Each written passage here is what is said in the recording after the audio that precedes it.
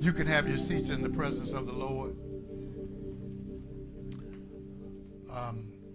On the other week, Brother Jojo, I was kind of evaluating my life, not only of the type of person I am in other people's lives, but also the type of people that's in my life. I alluded to it earlier, but there are certain people in your life you don't mind being around with certain activities, but there are people in your life, they can't be in every activity. Let me give you an example. Do you all know of anybody you can tell your secrets to and don't have to worry if they're going to tell somebody else? I mean, they know you so well that if you say, let me tell you something in confidence, or you may not even say in confidence, they just know enough about you, they won't ever let it out.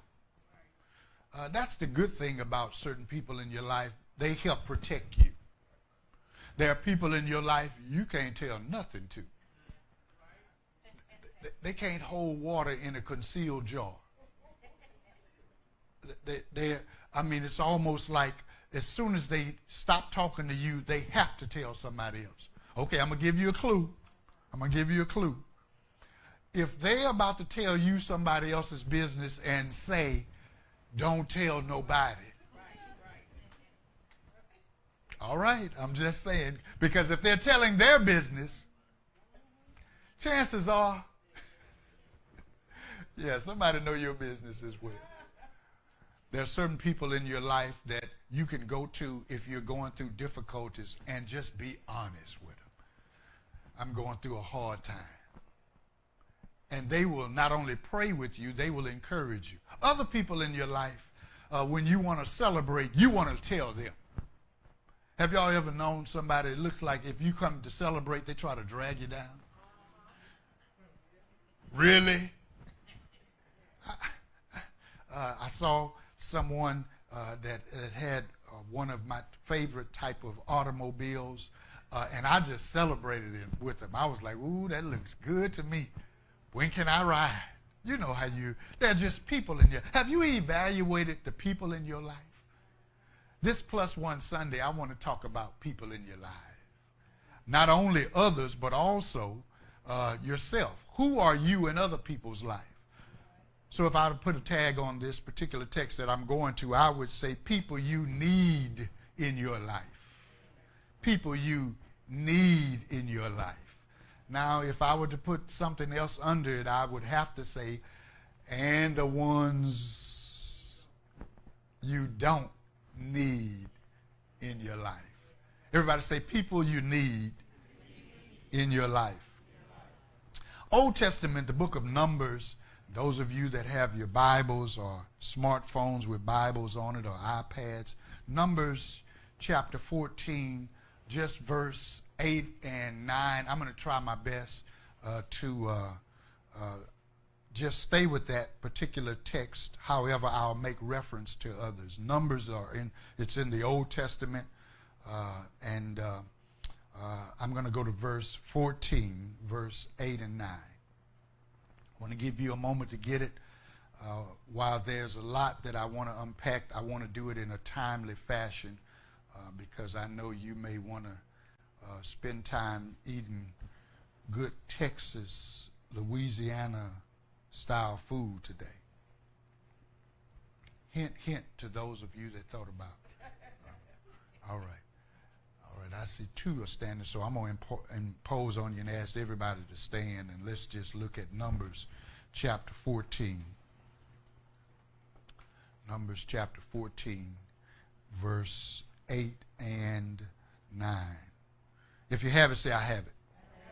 This is what it says. As a matter of fact, let me start at verse 7. Even though it does have the word and, I want to cue in. It's talking about Caleb and Joshua.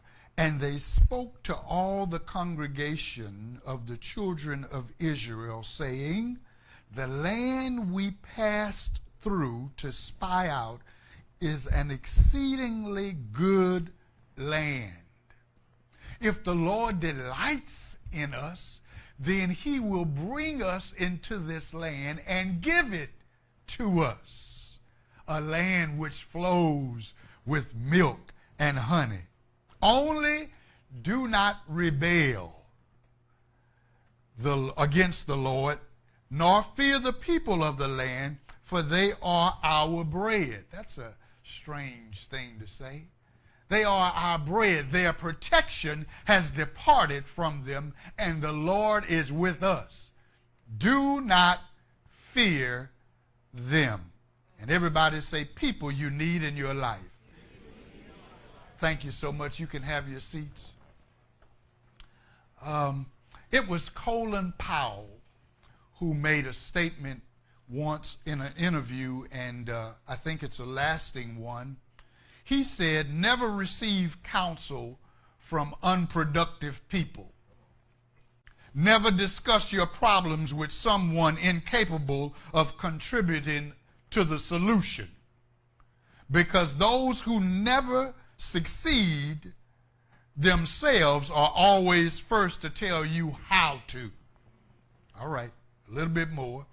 Not everyone has a right to speak into your life. You are certain to get the worst of the bargain when you exchange ideas with the wrong person.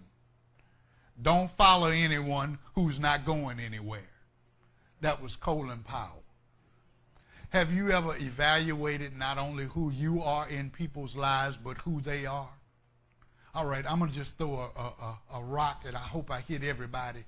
If the people you hang with don't go to church, never mention God, have never thought in a conversation, thank God for this, God did that, God did the other, you may want to check your company. I was the other week, and this got me. Can I be brutally honest? Put your religious rocks down here. I was in a service in the celebration of a very young person's life. And so as a minister of the gospel, you have the celebration of their life in a church, and family and friends come, and you have traditional, you have contemporary, you have the different age groups that are there. And so as I was looking at the program of all of these beautiful pictures of all of the people in their lives, I read some of the information there that was there. I missed one thing. Just one thing. I missed one thing.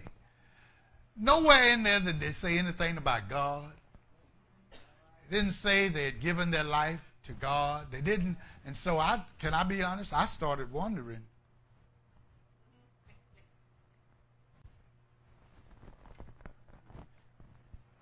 by chance, did they ever go to church except today? By chance? I know y'all say, Pastor, that's ugly. I'm just saying how I felt. Just hold on.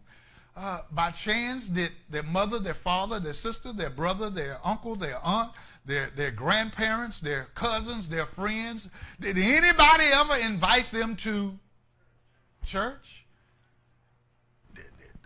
At what point, at what place did their life turn to God for anything? All right, let me just, some of you know, like I know, the job that I have, God did it for me. I know you got yours because of your education, because of people you know. I understand that you had influence, but I attribute what I have to God. And I would hope that at some point when I'm laid before the congregation of the church, when I'm about 104, that somebody would say in the program, he received Jesus Christ in his life. He acknowledged God. He was a church goer, not because I'm just a preacher, but because God is a part of my life. If you really want to know who's in your life, check out if they ever say anything about God. All right, if you ever ask them where they are, you would be surprised on a Sunday morning at around 10 or 11 o'clock, call them. I know that sounds bad. So if your phone go off, I had someone that I work with, and they was calling me for something that was really a non-emergency. And so my phone is normally on silent in church. I will not be answering it. All right, this is going to sound bad, but I have family in the room that got me. But even if the house is on fire, I can't do nothing. I can't do. the spit, the water, the cup that I throw on it, it won't help. So if the house is on fire, text me and say, you lost the house. Because when I'm in church, the one who gave me that house is getting ready to give me another. He had to force me out some kind of way I wouldn't have left. All right. And so they called me, and so I later on after service, I said, oh, I missed a call. Let me see what was going on. And so I answered that I called them back, and it was someone that I worked with that wanted to know, had I seen one of the policies and procedures. Now, I don't curse. One preacher said much. But I thought to myself, what do you do on Sundays? Mostly everybody, I got somebody that know me, that I work with closely. Most people know on Sundays I'm going to church. I'm going to church. My family, they don't. When I go on vacation, y'all know I still be. It's Sunday, sister. I know I'm on vacation. I know I don't have to go, but I'm looking for a place to worship. Some people in your life, you need to know, do they say something about God ever? Are y'all with me? All right. Have y'all ever known anybody that curse all the time? I mean, they're not mad. They just curse. Who the heavens are you? I mean, they just. I knew a lady once. She wasn't mad, but she cursed every 3 words. A lady. And I'm not talking about them little cute words y'all use. She said words where I would say, ooh, oh my God. I would look for somebody like, I won't call your name. I would look for somebody other than her to say those things. Not only did she curse a lot, but she drunk. I used to be a drinker. I could drink. I won't call out the names of the beer and the hard liquor I drunk because it would cause problems in the church, and some people would say, well, Pastor, I still drink that. So, but anyway, but I used to be a drinker. This lady could outdrink any man I could think of. She drank Coors beer. And I had never seen a woman chug a lug. I mean, she drunk it, and so I was over the house, and at the house, I had never drunk Coors, and so I was going to try. She offered it to me. Put your religious rocks down. It was a long time ago. Don't like Coors anymore. I mean, and so she said, would you have one? Sure. I popped the top, and I was like, ooh. She said, you don't like that, baby? Well, give it here. I'm trying to talk about people in your life. I'm just talking about people. You got to be, all right. I thought about people that are in your life and the life of those that you are in. They have influence on you. Anytime you're trying to move forward in anything, you need to be careful of those that are in your life. I think the writer of Numbers, chapter 14, really all of Numbers, expresses the type of people you need in your life. This particular portion is told, historically, is told of how God had told Moses, I'm going to bring the people out of the land of Egypt, out of bondage, out of slavery, and I'm going to take them to a land that flows with milk and honey. You can check that out in the book of Exodus. He tells Moses to tell them, this is the way I want you to go. And he took them a long way around to get to that. And now they have come to that place. And so God tells Moses to tell them, I want you to get 12 people. Everybody say 12. 12 people, and I want them to go check out what I said I was going to do for you. I love that about God, because sometimes he reaffirms what he has told you by telling somebody else, go check it out. Let me give you an instance. Anybody ever want a new car, a better car, another car? You need to go to the dealership and check them out. You don't have to buy it right then. Just go check it out. Do like I do. Just go riding. They don't know. I'm going to mess with somebody. If you want that Maserati, if you want that BMW, if you want that Mercedes-Benz, if you want that Lexus, if you want that Bentley, if you want whatever you want, every now and then, just go ride. I had the privilege one day, I won't call the name of a gentleman that I knew, and he had a good friend that has about 3 or 4 high-priced luxury cars. And that particular day, that person that he knew had his Rolls Royce there. And I was curious. So you know how we get nosy. And the guy said, "You want to sit down?" I said to myself, heavens, yeah. So I sat in it. Oh, wow. I'd never sat in a Rolls Royce. I said, oh. Because he was standing there, I didn't want to start it and take it for a ride, but he said, "That feels like a couch, doesn't it?" I said, "Yeah, this is nice." I got out of it and I thought to myself, I need to go down to the Rolls Royce dealership and just take a ride in it. All I'm trying to say is every now and then you need to go scout it out. Check out what you want. If you want a bigger house, better house, or a house, go house shopping, and just like window shopping. God tells Moses to tell 12, the leaders of the tribe, he said, go tell them to go check out that land that's flowing with milk and honey. Most of us know it as the promised land. The thing that I promise you I'm going to give. And so Moses tells them, he says, I want you to go check out, and this is a list of things that I want you to look at, that I want you to take note of. Sure enough, 12 went. Out of the 12, there were particularly 2, Joshua and Caleb. I won't go down the list of the others, but Joshua and Caleb, I believe Caleb is the type of person you need in your life. Caleb, if I could pull this out, is the type of person I want to be in somebody else's life.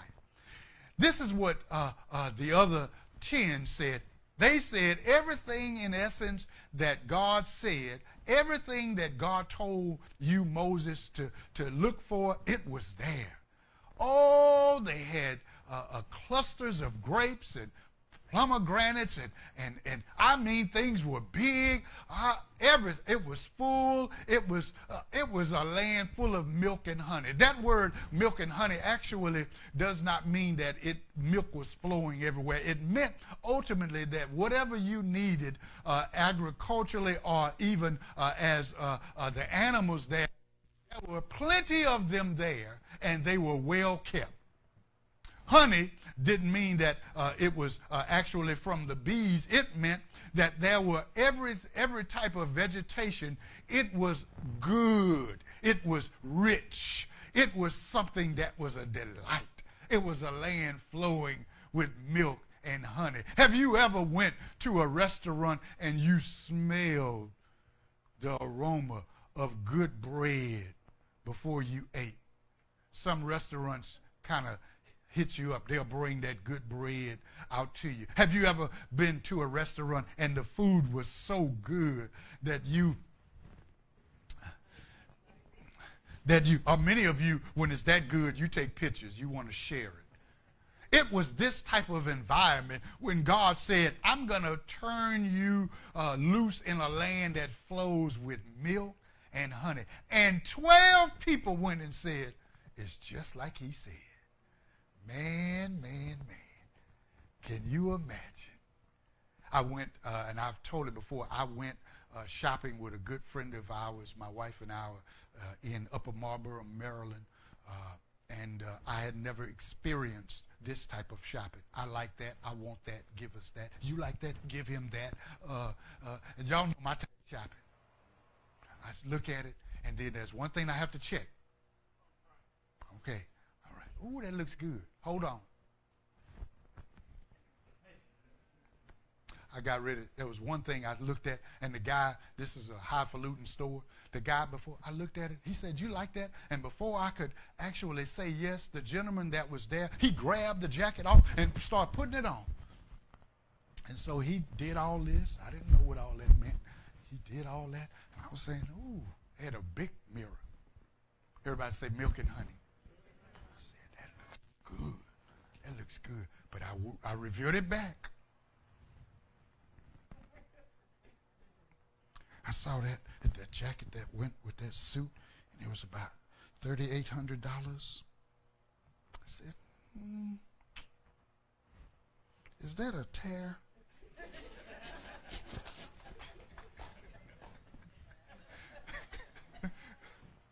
I said, all right. I took the jacket off. But the person I was with, he was used to a land flowing with milk and honey. He said, all right, he don't like it, all right. He said, you like that? Give us 2 of those. He went to the register. The guy said, all right, do you want it delivered or you want to take it? That's a land flowing with, all right. God tells Moses to tell the 12 to go out, and they came back with the report. It really is a land flowing with milk and honey. However, all right, this is where we get to it. 10 out of the 12, think about these numbers. 10 out of the 12 said, even though in chapter 13, even though it was just like they said it was, we do have a problem. Be careful of people that always bring up problems. All right, I told you what Colin Powell said. He said that there's some people that are incapable of giving you a solution. That's not the person you need in your life. They bring up the problem. Yes, it has all of that, but it's a lot of big people over there. We're going to have to fight. They made me look like grasshoppers. And so if I looked like that in their eyes, I looked like that in mine. I'm thinking to myself, that's not what God told you to do. 10 out of 12. Yeah, that all right, if I could bring up one thing, that may mean that you will probably have more people around you that think more negative than you do have people around you that think more positive. All right, let's see. I love nice things, and so I don't mind paying for the nice things because sometimes nice things last longer. But be careful if you tell somebody what it costs you and they tell you that was too much. No, that was too much for you. I wanted it. I liked it. I bought it. Be careful. And most likely there are a lot of people that will find negative than there are people that will find positive. Now, that's everywhere in the world, but I need you to know the type of people you need in your life. Everybody say positive.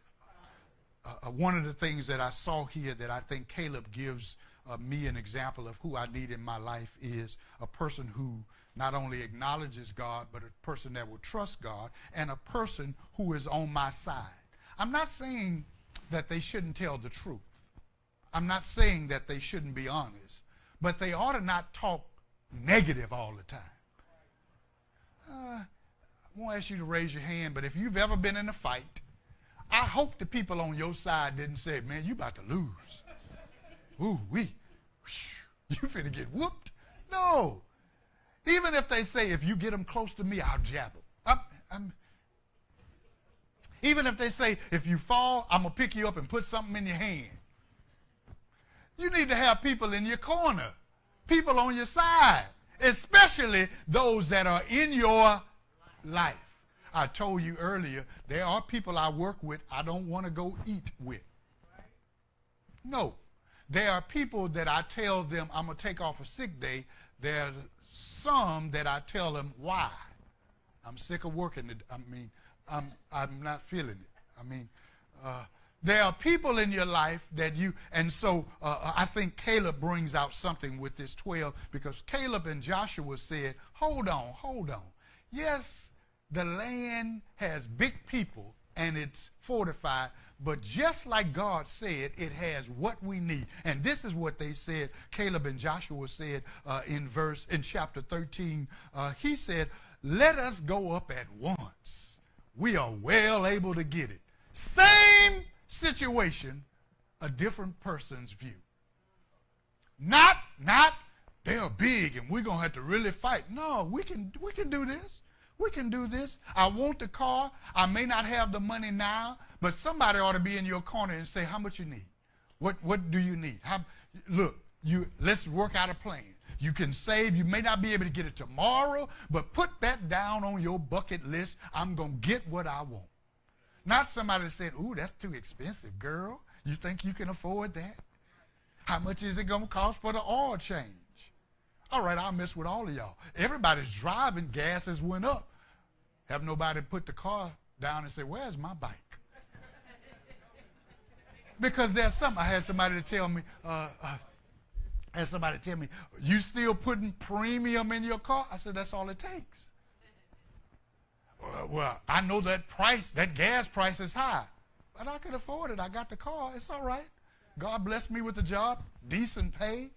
I work hard enough not to get fired. They pay me just enough not to quit.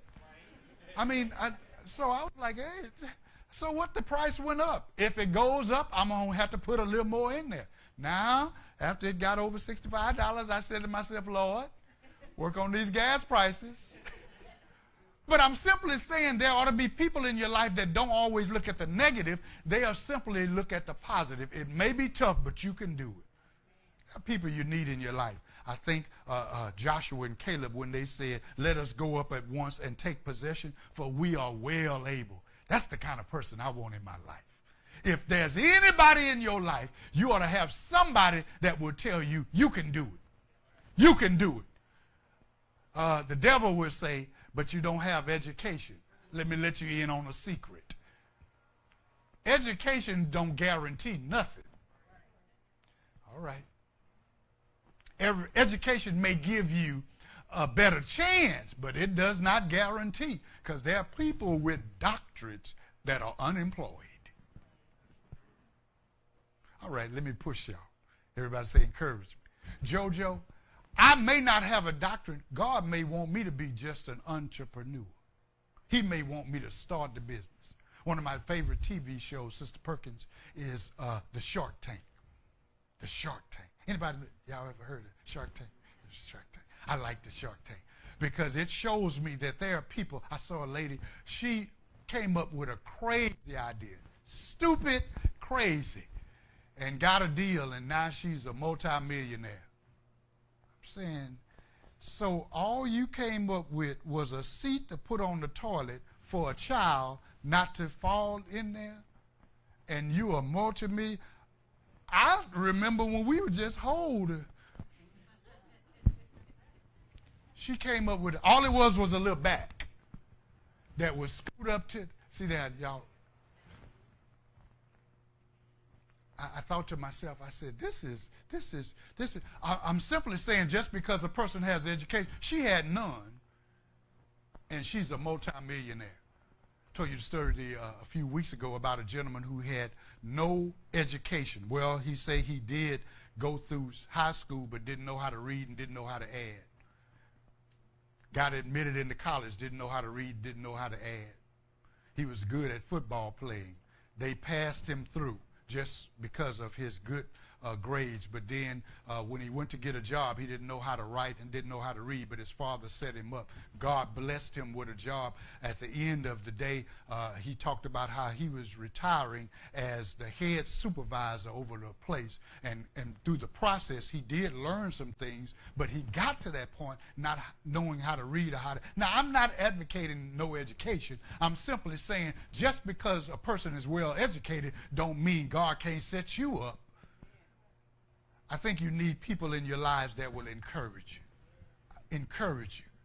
Girl, I'm thinking about starting a nail salon business. Well, you know it's needed. I mean, we go, right? We go. My first time going to a nail place, my daughters invited me. They set me up to go to a place, and I didn't know people took care of you like that. Put my hand in warm water. I said, stop, girl, stop. Didn't know what she was saying to respond, but I was like, this feels good. She said a few more things. She took my hand and clipped my nails, and then she massaged my hand. I said, all right, I'm married. I mean, she did all that. My daughters asked me about, now I'm a little particular, so I didn't do this, but they talking about, let them do your feet. I don't, no, you got to know me well. I'm saying that because people still do it. Some of you in this room spend over $50, $60 on your Nails. I won't ask you to raise your hand, but can I get a few amens? Amen. God may be telling you to start you a nail place. Well, plenty out there, so are there plenty of service stations, but we all stop. God may be telling you to start a hair business. Hair business. Sell it, sew it, box it, mail it. I mean, he may, who knows? I'm simply saying, whatever God has put in you, get people around you that will encourage you. All right, I'll move to that. Joshua and Caleb, they were men of encouragement. They said, we are well able. We can do it. We can do it. We can do it. We can do it. We can do it. But the majority of the people said, really? You better stop. Now, this got my attention because these were not people. These were not people that did not know of the Lord. These were the children of Israel. Can I pause there and tell you, even folk at church may not be the encouragers they ought to be. The place where you go and you ought to say, I'm glad, I hope I get to church. The place where you go that everybody ought to smile and wave and hug you, even at a distance. The place where you go that because they know the Lord, they love you. But everybody may not be. The Bible says that when Joshua and Caleb got through, the children of Israel picked up stones and say, let's stone them. All right. This is going to be a little distasteful. There are some church folk you don't need close to you either. I hate to say it. All right. Thank you. That's all I needed was one. If you're going through a tough time financially, you don't need anybody to say, I told you so right then. You need somebody in your life that will tell you, what is it that you need? I'll help you as much as I can. Not only with this, but I'm going to help you in the future. Everybody don't have your bank account. Okay, some people live paycheck to paycheck. But you don't need people in your life that's going to stone you. I told you it was too much when you got it. Wearing all that high-priced stuff. I know of people, ladies, hold on. I know of ladies, I won't call their names, I know of ladies that love expensive purses. More power to you. I'm not into expensive purses, maybe because I'm a man, but I think men are starting to, they call them bags. Bags. But I know of men who like expensive shoes and tennis shoes. Look, a pair of tennis shoes, $29.99. All right. But when you get to $250, $300 for tennis shoes, put them in a cabinet, put them in a glass box, put do not touch. Matter of fact, put a rope around them. But if that's what they like, more power to you. More power to you.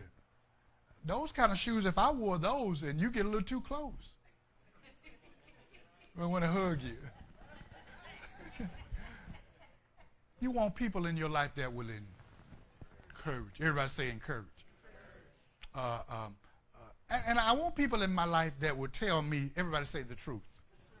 Say it like you mean to say the truth. Numbers 13, 27 and 29, everybody told the truth. It was milk and honey. It was flowing. It was a lot of Lord's things there. And the fact that the giants were there, that was not a lie. That was the truth. But we ain't going to trip on giants. The bigger they are, the harder they fall. The bigger they are, you ought not be able to miss them. The bigger they are, if you swing and almost miss, if they're that big, you ought to be able to hit something. Everybody say, tell me the truth. You can tell me the truth in a positive way. You ever seen somebody that wasn't their color that they were wearing? I don't want to mess up. But you just, ooh, girl, ooh, something. No, I don't think so. You ever knew people? Y'all wear this stuff now. Elder Witherspoon, he's in the fashion. But I'm not into these tight suits. Brother, I can't. When they that tight, and you.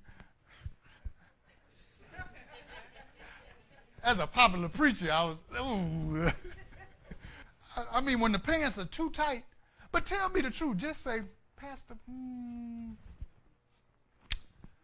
let's go shopping. Now, my wife and my daughters, they won't let me go. No, you not. Where you going? Oh, no. Oh, no. Had somebody give me a pair of pants, and that's a stylist.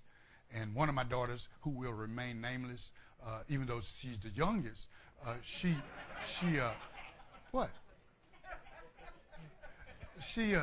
this person gave me, Deacon Perkins, he gave me, and I liked the pants. It was an odd color. I've never worn that color before. And so I put them on. She said, Daddy, don't go nowhere. Like, I did all that, and I saw myself in the mirror. She said, no, sir. Now, this got me. She acted like she was getting ready to block me from going under. There ought to be people that tell you the truth, but they say it in a way that it doesn't offend you. No, that's too tight. That ain't for you. I can't get away with some of the colors some people wear. Brothers, high pink for me just don't quite work. Little pink here, little purple there, but not high or high yellow. If you see Pastor Burt bust up in the sanctuary with a high yellow suit, tell the truth and just come to me. Pastor, I need some time. And you can say it lovingly. Pastor, I noticed you on Facebook. Loud yellow is not your color. Everybody say, tell the truth. You need people in your life that will tell you the truth. If you can't sing,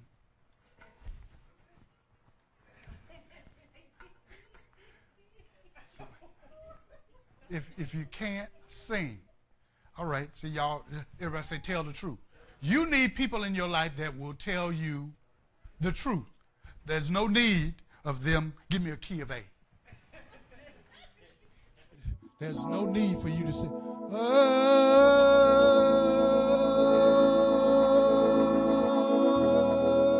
amazing grace.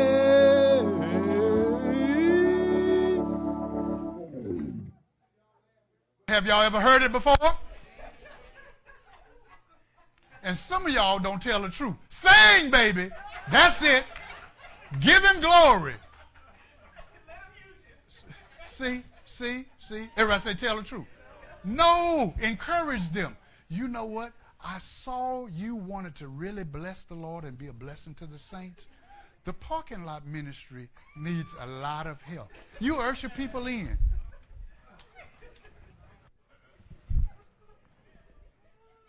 The greeting ministry. The greeting, that's, ooh, the greeting, ooh, that smile, ooh. You don't have to say, girl, you can't, ooh. Everybody say encouraging. Tell you the truth in your life. I'm going to give you two more and then I'm through. What I saw in Numbers chapter 14 of the type of people in your life, you need people in your life that will speak victory. Everybody say victory. That didn't work. Okay, you know not to do that. But that doesn't mean you quit. That doesn't mean you stop. That doesn't mean you give up. That doesn't mean you give out. I need somebody in my life that will speak victory. You can do it. Let me help you. Everybody shout victory. Turn it up to about 7. Say victory. I need people in my life, and that's what Caleb and Joshua did. They said, we can do it. We are well. Everybody say we're well able. Verse 8 and 9 of Numbers 14, he said, if the Lord delights in us. I like that because he was God conscious. He said that he'll bring us not only into this land, but he'll give it to us. Only do not rebel against the Lord. Don't turn your back on God when it gets tough. Don't give up on God if it gets rough. You need people in your life that will tell you it's hard, but buckle up. Y'all remember the old saying? when the going get tough, the tough get going. That don't mean turn around and flee. That means I need people in my life that speaks victory. One of my sports that I like is boxing. Ever had a bad round in your life? You don't need nobody to say, look, girl, throw in the towel, quit. No, you need somebody to say, ooh, that was rough, but we got another round. You can do it. Let me put water on you. Let me put ice on you. Let me rub your muscles. Even though you feel like crying, even though it hurts, even though others are counting against you, I need somebody that will speak victory. Years ago, it was Mike Tyson and Buster Douglas. Some of y'all too young to remember this fight. When Mike lost his title, Buster Douglas was, I think, a 10-1 odd. He was going to lose. He got in there and began to fight with Mike Tyson, and he got knocked down. And everybody, commentators that are there, the audience, they screaming and hollering, he out, the ref is counting. Everybody say, speak victory. The ref is counting. His corner is not saying, stay down, man, stay down. They're saying, get up, you can do it, get up. He's getting up. He got up. And if you ever, take time, check it out on YouTube. He got up, fought the rest of that round, and then he beat Mike. He knocked Mike out. I didn't believe it. But he had somebody in his life that spoke victory. Somebody in his life that said, don't quit, don't give up, don't give out. You need people in your life that when you get knocked down, that will holler at you, that will shout at you, that will help you, that will encourage you, that will do whatever it takes to tell you, this is not the time to give up. Church people, be an encouragement. Be a person that speaks victory. Church people, your plus one, let it be somebody around you that will encourage you. Everybody say plus one. Now, if I said plus one, I do have to say a negative one. There are some folk you need to get out. This is going to be a little distasteful. There are some folk you need to let go. There are some people, this is what one writer put it, and I had to get it for you. This one writer, S. McNutt said, be mindful, extremely selective of the very intentional, and be very intentional about people you allow in your life. Not enough people are talking about how life-altering this is. He says in essence, there are some people you want in your life. There are some people you need to get out of your life. Well, Pastor, what if I'm akin to them? COVID taught us a lot of stuff. It's called social distancing. I love you. Just let me. All right, social distancing bless me, because there's some people that I want to put on FaceTime only. Ooh. There's some people. Everybody say out. All right. If the person in your life never tells you you can do it, never encourage you to do it, never push you to do better, they may be, I don't care who they are, they may be somebody you need to be socially distancing yourself. All right, Pastor, that's not fair. You're a church, you're a preacher, you're a churchman. You ought not say that. God tells Moses to tell all of the 10 and their folk, he said, none of y'all going in. This got me. This was a trip. He said, not only the 10 that talk crazy, none of their generation going in either. He said, none of y'all. Take there's some people you just need to stay away from. They are not ready for the blessing that God wants for you.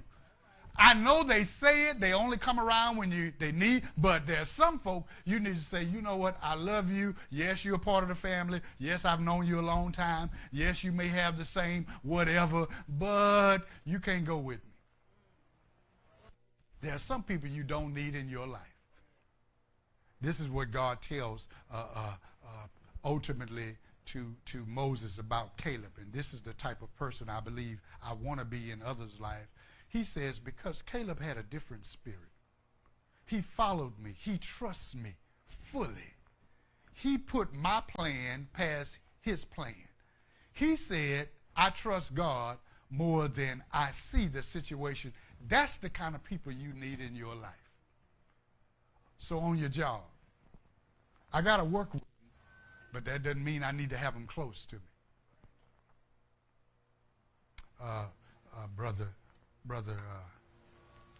Elder Curtis and I, we work with a lot of people. We work with a lot of people. And there are some people we work with in particular. If something were to happen, we have to entrust our lives with them. We have to, literally, we have to entrust our life for them. Brother, if you've never been in a situation that it has brought you to the point where your life is at stake, there are some people you have to trust your life with. People you have in your life, can you trust them with your life? You need to know where they are. You good for a smile, but you, in an emergency, you're not the one. You good for a high five, but when I need prayer connecting to God, there are people that I want in my life, that I need in my life. There are some people I don't need. And I think what God tells Moses about Caleb and Joshua, but in particular Caleb here, he says these are the type of qualities you need from a person in your life. You need a person that will trust me, a person that acknowledges me, a person that speaks of me. I mean, do they ever say something about God? I need a person that will say something about God, that don't feel embarrassed when they come into a sanctuary and they lift their hands and say, God, I love you. God, I thank you. I don't need somebody that's afraid before they eat to see if somebody's looking so they may say something. Thank you. No, I need somebody if there's a question about the food, God bless it. Make it wholesome and nursing.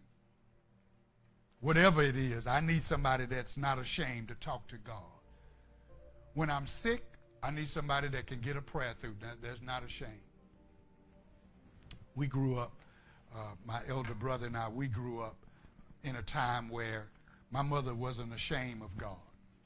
She used to carry, years ago, we don't do it now, but she used to carry a pamphlet. It was about a 5x8 pamphlet that we got, and I think it was entitled How to Be Saved. Mother carried them in her purse. And no matter where we on the bus stop, man. I know she's not good. We don't even know them. Mother would turn around, give them a pamphlet and start witnessing. And I was so embarrassed. Brother, I was so embarrassed. I was so embarrassed. We'd be on the bus. Metro, Houston Transit System. Mother carried the, we'd be in the store. That sister, she wasn't ashamed of God. You need people in your life that's not ashamed of God. Not somebody that's hush-hush. Secret agent Christians. I won't say who it was, but my elder brothers and I, we were at a funeral service, and they talked about how close this person was with the Lord, how they prayed often, how they read their Bible. Y'all know my brother Danny.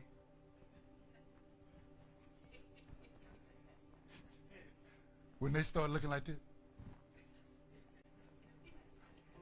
ooh, they would pray so often. Danny.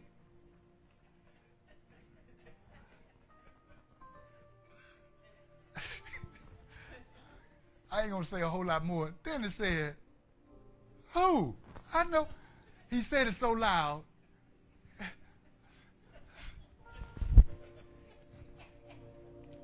See, I need somebody in your life. If somebody said they were a praying person or they went to church, they would get a few amens. I need somebody that knows Christ. I need somebody that will encourage me. I need somebody that will speak victory in my life. I need somebody that will tell the truth. Pastor Wise, because I believe you and I ought to be that type of person to other people. You and I ought to be that type of person that we want in our lives. Heads are bowed, eyes are closed. Father, I pray in sincerity that